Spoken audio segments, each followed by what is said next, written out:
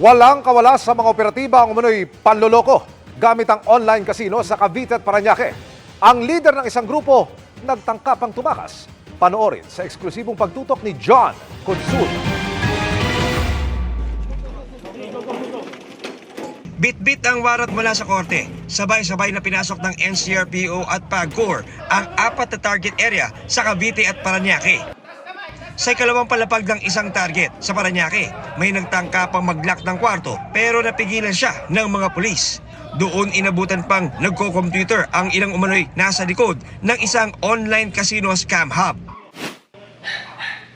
Ito nga yung pinaka-workstation ng isa sa mga grupo na ni-raid ng NCRPO dito sa may bahagi ng Parañaque. Makikita natin itong mga computers ay naka-on pa na siyang ginagamit daw bilang marketing arm ng sindikato.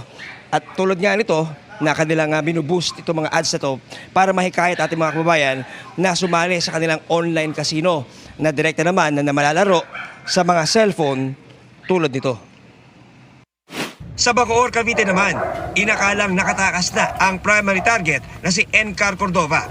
Pero may napansin ang mga operatiba na nakadapa sa bubong ng target na bahay.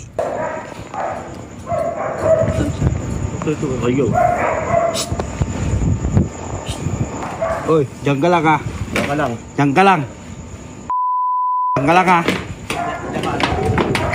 Oh, diyan ka lang. Diyan ka lang. Kitin nyo na, kitin nyo na.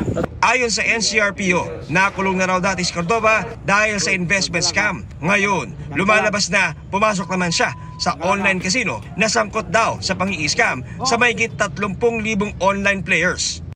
They were employees of Pogo before, Pogo operators. Ito, mga Pilipino, pumunta na ngayon, nagsarili. And then, meron na silang mga online casino hub.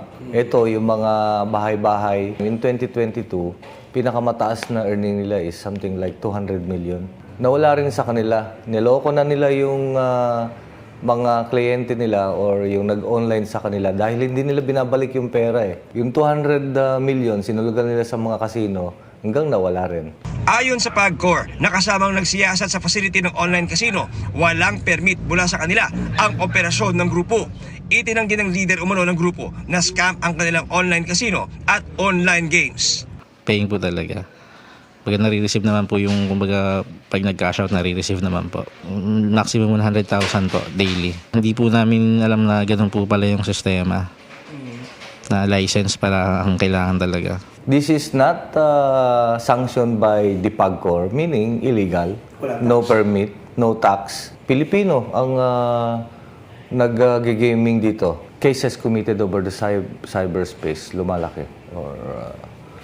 So it is just timely with the Chief PNP at ating pinaka-Chief Executive PBBM na nagsabi siya na lakasan natin ang ating capability on cyber investigation because of these rising cases committed over the cyberspace. Bukod sa computers at gadgets, kinumpis ka rin ang mga sasakyan na walang papeles na gamit ng 12 na aresto.